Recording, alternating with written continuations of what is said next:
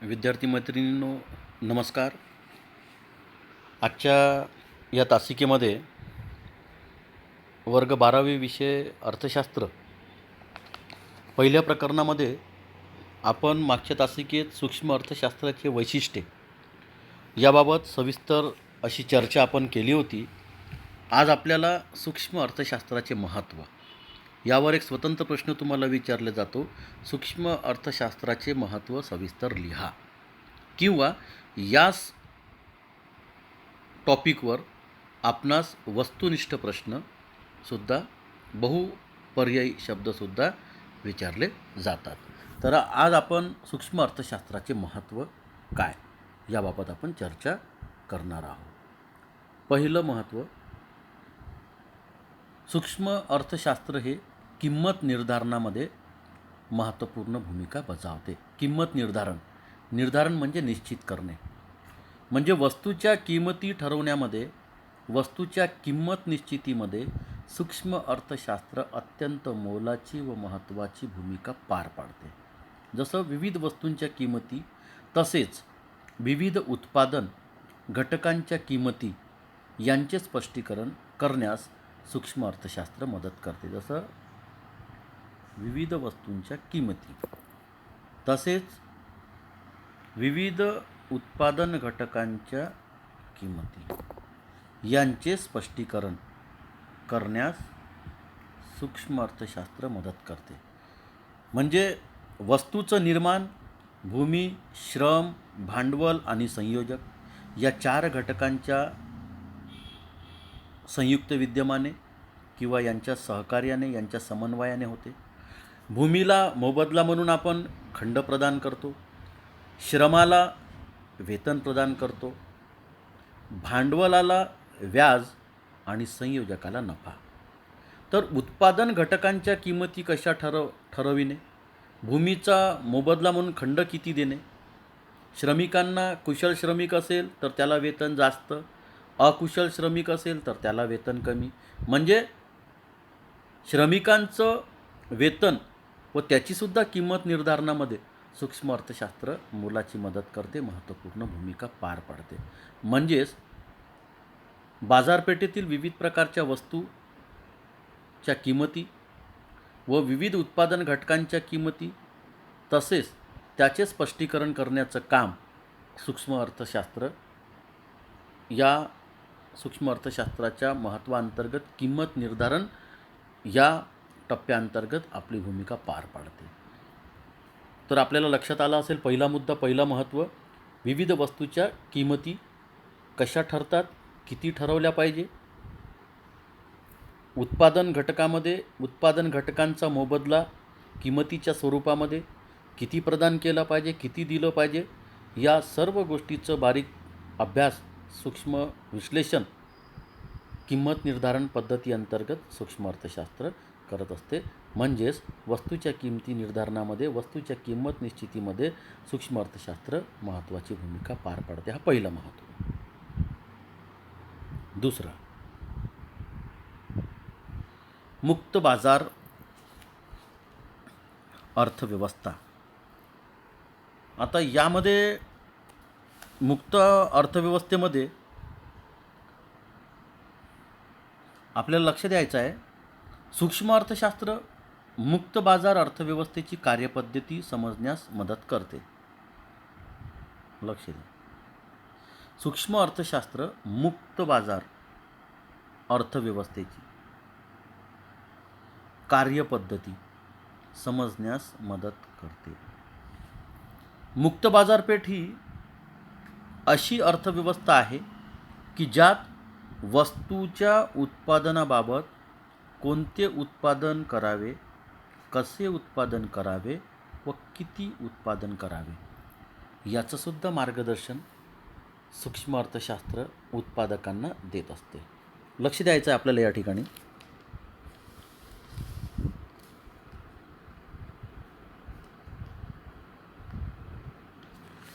तर या मुद्द्यामध्ये दुसरा जो महत्त्व दिलेला आहे सूक्ष्म अर्थशास्त्राचा, मुक्त बाजार अर्थव्यवस्था.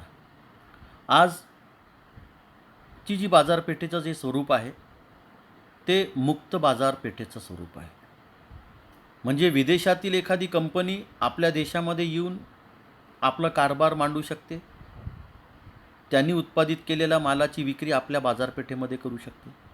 भारतातला एखादा व्यापारी असेल, त्याला इच्छा आहे Japan, Germany, Russia, France, America या प्रगत देशामध्ये जाऊन उद्योगाने व्यापार करायची, तर परराष्ट्रीय आंतरराष्ट्रीय व्यापार संबंधी धोरणांतर्गत भारताचा व्यापारी किंवा उद्योजक परदेशामध्ये जाऊन उद्योगाने व्यापार करू शकतो.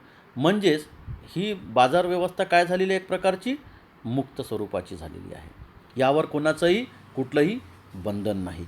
तर सूक्ष्म अर्थशास्त्रात मुक्त बाजार अर्थव्यवस्थेची कार्यपद्धत समजण्यास खूप मदत करते, की अशा मुक्त बाजारपेठेमध्ये, अशा मुक्त बाजार अर्थव्यवस्थेत उत्पादकांनी कोणत्या वस्तूचं उत्पादन घेतलं पाहिजे, किती प्रमाणात घेतलं पाहिजे, कशा स्वरूपाचं घेतलं पाहिजे, त्या उत्पादित मालाची विक्री कोणत्या देशामध्ये, कोणत्या बाजारामध्ये केली पाहिजे, किती रुपयाची किंमत आकारणी त्या उत्पादित केलेल्या मालाला आकारली पाहिजे, या सर्व गोष्टीचं विश्लेषण आणि महत्त्व आणि मार्गदर्शन सूक्ष्म अर्थशास्त्र मुक्त बाजार अर्थव्यवस्थेचं स्वरूप समजण्यासाठी उत्पादकांना मार्गदर्शन करते. म्हणजे सूक्ष्म अर्थशास्त्राचं दुसरं महत्त्व जे आहे, मुक्त बाजार अर्थव्यवस्थेत उत्पादकाला किंवा विक्रेत्याला कायम टिकून राहण्यासाठी, आपले स्थान सुरक्षित ठेवण्यासाठी सूक्ष्म अर्थशास्त्राचं महत्त्व फार उपयोगी पडते.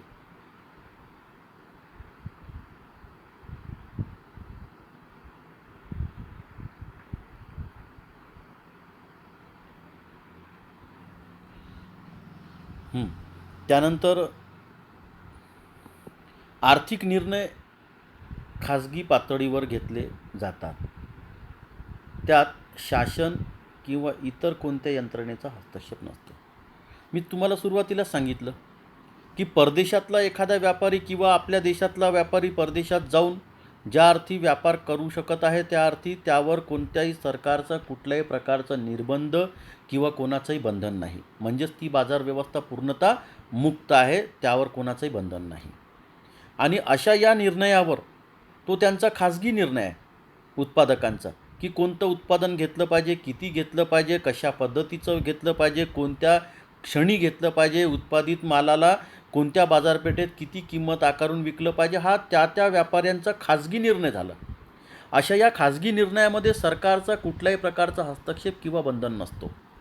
शासन यामध्ये कुठल्याही प्रकारचं रोकथाम करत नाही. असं हे मुक्त, उन्मुक्त हे एक प्रकारचं बाजारपेठ असते. कोणतं?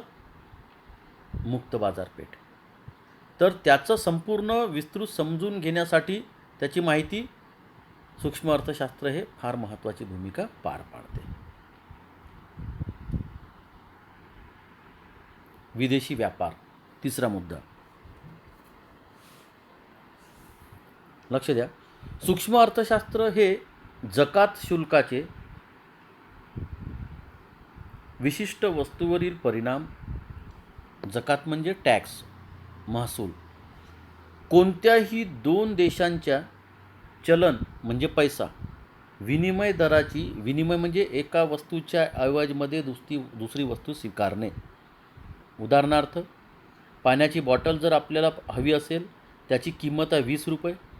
20 रुपये प्रदान करून त्या पाण्याच्या बाटलीच्या मालकाकडून ती बाटली आपण स्वीकारणे आणि पाण्याच्या बाटलीच्या मालकाला 20 रुपये प्रदान करणे. म्हणजे 20 रुपयाच्या ऐवजीमध्ये आपल्याला पाण्याची बॉटल प्राप्त झाली.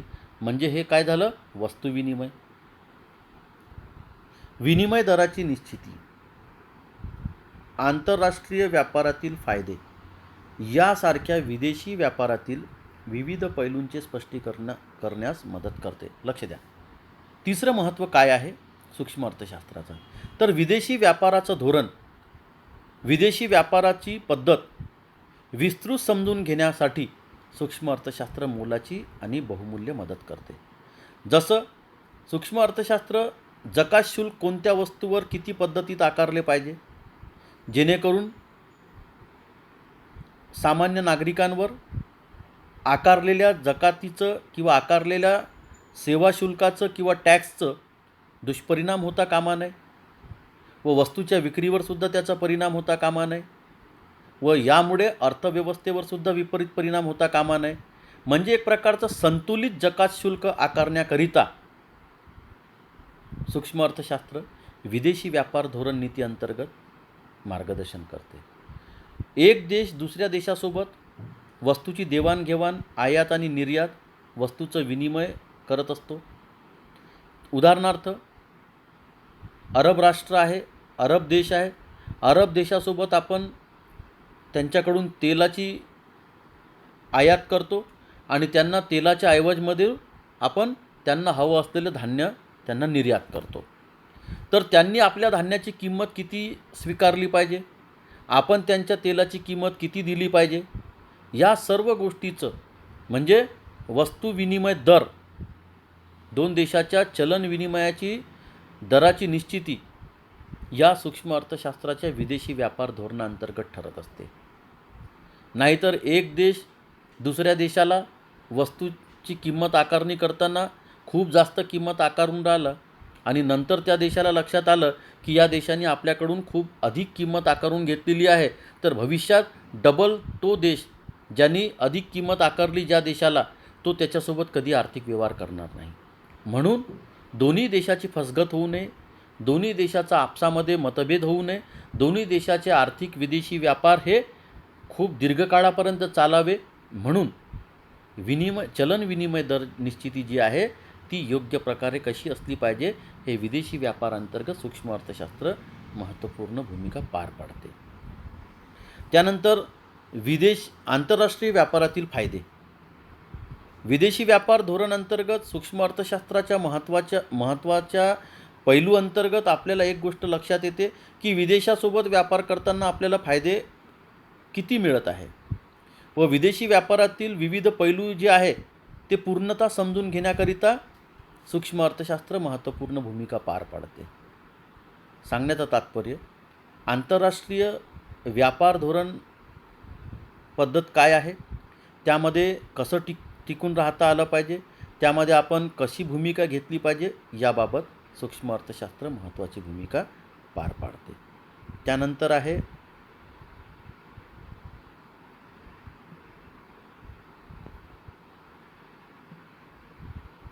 आर्थिक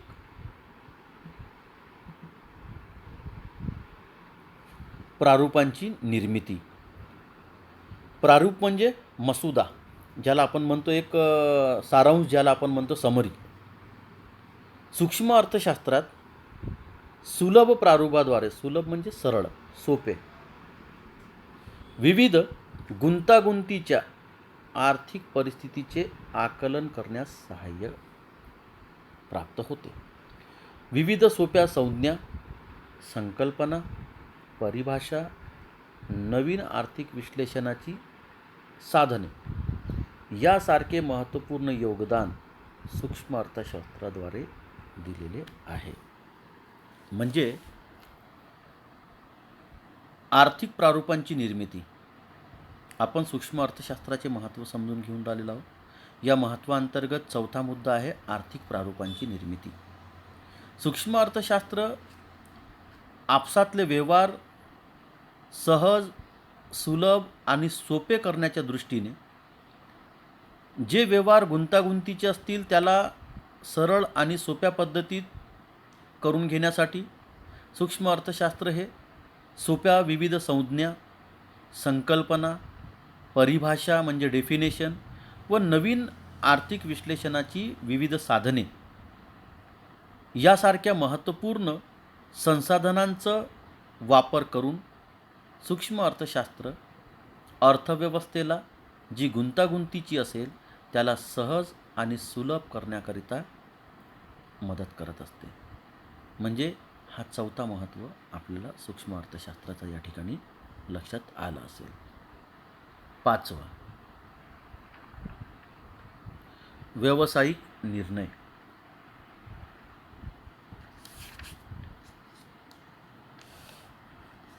व्यावसायिकांना व्यावसायिक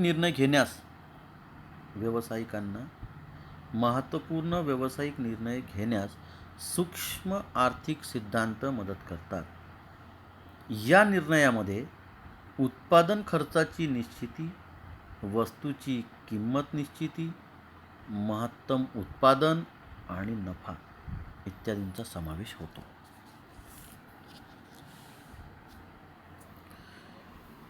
लक्ष द्या, या मुद्द्यामध्ये आपण 5वं महत्त्व सूक्ष्म अर्थशास्त्राचा अभ्यासतो आहोत, ज्या अंतर्गत व्यावसायिक निर्णय.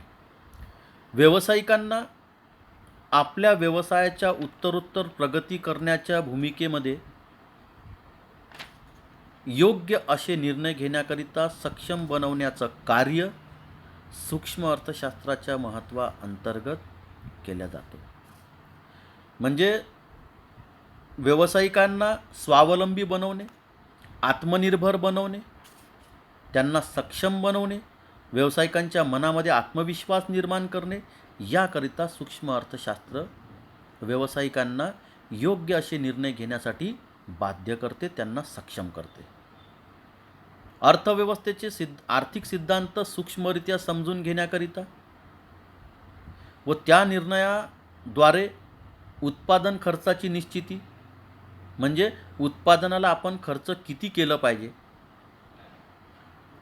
तसेच वस्तूची किंमत किती आपण आकारली पाहिजे, अधिकाधिक आपण महत्तम किंवा सर्वाधिक उत्पादन आपण किती घेऊ शकतो, आणि उत्पादित मालाला योग्य किंमत आकारून उत्पादन खर्च वजा जाता आपल्याला नफा किती मिळू शकते, हे सगळे निर्णय घेण्यासाठी ज्याला व्यावसायिक निर्णय म्हटलेला आहे, सूक्ष्म अर्थशास्त्र महत्त्वपूर्ण ठरतो.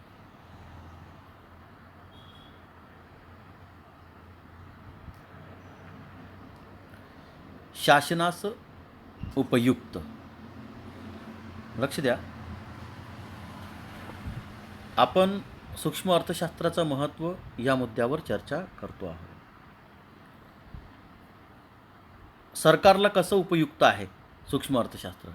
सरकारी कर धोरण, सार्वजनिक खर्च धोरण, किंमत धोरण यासारख्या आर्थिक धोरणांची आखणी करण्यासाठी सूक्ष्म अर्थशास्त्र उपयुक्त ठरते. ही धोरणे संसाधनाचे कार्यक्षम वितरण करण्यासाठी आणि सामाजिक आर्थिक कल्याणाच्या प्रसारासाठी सरकारला मदत करते. लक्ष द्या, कुठलंही सरकार लोकशाही पद्धतीने सत्तेवर तेव्हाच आरूढ होते किंवा बसते जेव्हा लोकांच्या मनात त्या सरकारने विश्वास निर्माण केलेला असतो तेव्हा. आता तो सरकारच्या प्रती जनतेच्या मनामध्ये असलेला विश्वास टिकवून ठेवण्यासाठी सरकारला जनतेच्या जनहिताच्या कल्याणाच्या योजना आखाव्या लागतात. योजनाच आखाव्या लागत नाही, किंबहुना तसे कल्याणकारी निर्णयसुद्धा घ्यावे लागते. तर सरकारच्या प्रती जनतेच्या मनामध्ये आत्मीयता, आपुलकीची आणि सन्मानाची भावना टिकून राहावी याकरता सरकार बरेचदा सूक्ष्म अर्थशास्त्राचा आधार घेऊन असे निर्णय घेते जेणेकरून पुनश्च आपलं जे सरकार आहे ते आगामी काळामध्ये पुनश्च निवडून यावं आणि हाच सरकार वारंवार जनतेच्या मनामध्ये स्थापित व्हावं. तर याकरता सरकारला काही अभिनव असे योजना आखाव्या लागतात जनतेच्या कल्याणासाठी. सरकारला जनतेला दिलासा द्यावा लागतं असे निर्णय घेऊन की ज्यामुळे जनतेचं कल्याण साध्य करता येईल. तर सरकारी कर धोरण, सरकार अशा लोकांवर कर आकारते की ज्यांचं उत्पन्न अधिक आहे. ज्यांचं उत्पन्न अल्प आहे किंवा मध्यम आहे त्यांच्यावर कर आकारताना ज्यांचं कमी उत्पन्न आहे त्यांना करातून मुक्त करते, त्यांच्यावर 1 रुपये कर लावत नाही. ज्यांचं मध्यम उत्पन्न आहे त्यांच्यावर लिमिटेड शॉर्ट असं कर आकारणी करते जेणेकरून मध्यमवर्गीयांच्या मनामध्ये सरकारच्या विरोधामध्ये जनभावना निर्माण होऊ नये. आणि ज्यांचं उत्पन्न अधिक असते अशा लोकांवर सरकार कर आकारणी अधिक करते. दुसरं, उत्पादित वस्तूंवर सुद्धा सरकार कर आकारणी करते. कर आकारणी करताना ज्या जीवनावश्यक वस्तू आहेत जीवनावश्यक वस्तूंना कराच्या बाहेर ठेवते ज्या कमी आवश्यक वस्तू आहे त्यांच्यावर कर आकारणी करते आणि ज्या एकदमच कमी देखाव्याच्या आणि चैनीच्या वस्तू आहे त्यांच्यावर सर्वाधिक कर आकारणी करते. जसं GSTचं स्लॅब आहे, 5%चं आहे, 9%चं आहे, 14%चं असेल, 18%चं आणि 28%. म्हणजे 5%पासून कर आकारणी सुरू होत आहे, 28%पर्यंत बंद होते आहे. तर कोणत्या वस्तूंवर कर आकारणी कमी केली पाहिजे व कोणत्या वस्तूंवर कर आकारणी जास्त केली पाहिजे हे निर्णय घेण्याचं कार्य सरकारला करावं लागते. आणि सरकारला हे मार्गदर्शन महत्त्वपूर्ण कोण करते? सूक्ष्म अर्थशास्त्र. आर्थिक धोरणाची आखणी. आर्थिक धोरणाच्या आखणीमध्ये मी आताच सांगितलं, ज्यांचं उत्पन्न अल्प आहे, ज्यांचं उत्पन्न मध्यम आहे त्यांच्यावर कर कमी आकारणे किंवा त्यांना कराच्या बाहेर ठेवणे, करमुक्त ठेवणे. आणि ज्यांचं उत्पन्न अधिक आहे त्यांच्यावर कर आकारणी अधिक करणे व त्या आकारणी केलेल्या कराच्या रकमेतून सरकारने जनकल्याणाची कामे करणे. उदाहरणार्थ, गरिबांसाठी शुद्ध पिण्याचं पाणी असेल, नागरिकांसाठी मूलभूत व पायाभूत सुविधा असतील, रस्ते निर्माण असेल, पूल निर्माण असेल, उद्योग निर्मिती असेल, विद्युतच्या व्यवस्था असेल, पाण्याची व्यवस्था असेल, चांगले शाळा बांधणी असेल, चांगलं आरोग्य औषधोपचाराच्या व्यवस्था असेल व खूप अशा व्यवस्था ज्या योग्य आर्थिक धोरण आखल्यानंतर सरकार पूर्ण करू शकते. दुसरं, सूक्ष्म अर्थशास्त्र मध्ये संसाधनाचे कार्यक्षम वितरण.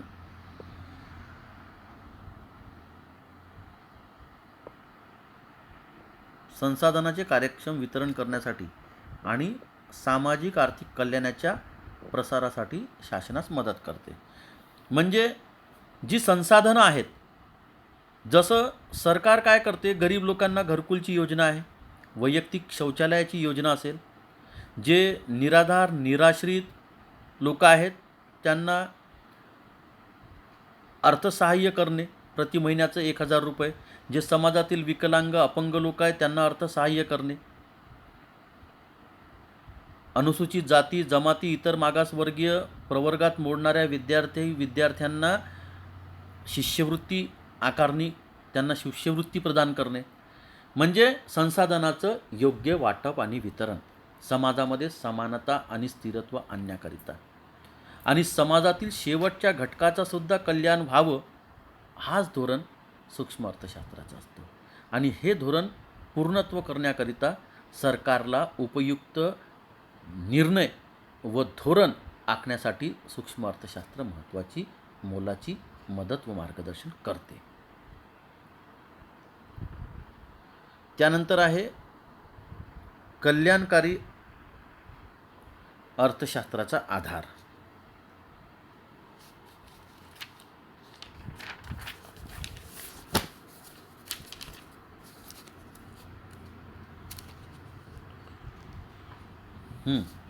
सूक्ष्म अर्थशास्त्र उपलब्ध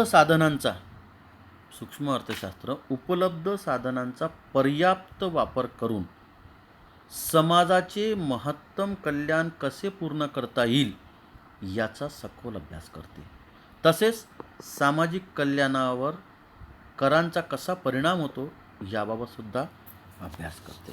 म्हणजे या ठिकाणी या मुद्द्यामध्ये एकमेव गोष्ट आपल्या निदर्शनास येते, ती म्हणजे सरकार अशाच योजना आखते की ज्या योजनेमुळे जनमानसामध्ये सरकारच्या प्रती आदराची सन्मानाची भावना निर्माण होईल.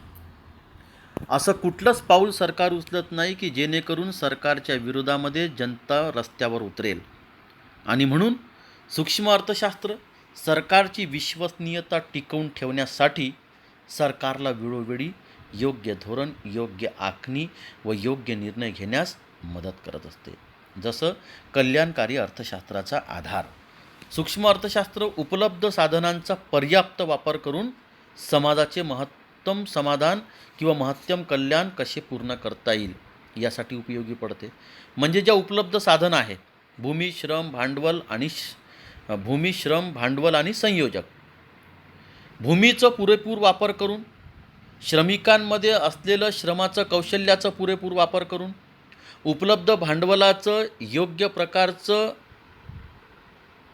निवेश करून इन्व्हेस्ट करून व संयोजकामध्ये असलेलं उत्पादन कार्याचं व उत्पादन केलेल्या वस्तूच्या विक्री कार्याचं कौशल्याचा पुरेपूर वापर करून कमीत कमी खर्चामध्ये अधिकाधिक उत्पादन कार्य घडवून आणणे व अधिकाधिक नफा मिळवून उत्पादकाला सुद्धा महत्तम समाधानाच्या मात्रा किंवा नफ्याच्या मात्रा प्राप्त करणे व कमी उत्पादन खर्च करावून वस्तूच्या किमती कमी आकारून अधिक नफा म्हणजे कमी किमती आकारल्या तर सामान्य लोकांनासुद्धा त्या किमती न परवडण्यासारख्या वाटणार नाही, परवडणे योग्य वाटेल. आणि उत्पादन खर्च कमी आला वस्तूचं उत्पादन कार्याकरता उत्पादकाला तर त्यालासुद्धा किंमत जरी कमी मिळाली तर उत्पादन खर्च कमी होतं म्हणून नफासुद्धा त्याला मिळेल. म्हणजे एक प्रकारचं बॅलन्स, एक प्रकारचं संतुलन विक्रेत्याचं आणि ग्राहकाचं आपसामध्ये बनवून राहावं. सरकारला समाजातील शेवटच्या घटकापर्यंत शेवटच्या माणसाचा सुद्धा आर्थिक कल्याण पूर्ण व्हावं, आर्थिक हित त्याचं साध्य व्हावं या संकल्पनेला मूर्तरूप देण्यासाठी कल्याणकारी अर्थशास्त्राचा आधार सरकारला घ्यावं लागते आणि हे आधार देण्याचं काम सूक्ष्म अर्थशास्त्राच्या महत्त्वाअंतर्गतच पूर्ण होऊ शकते.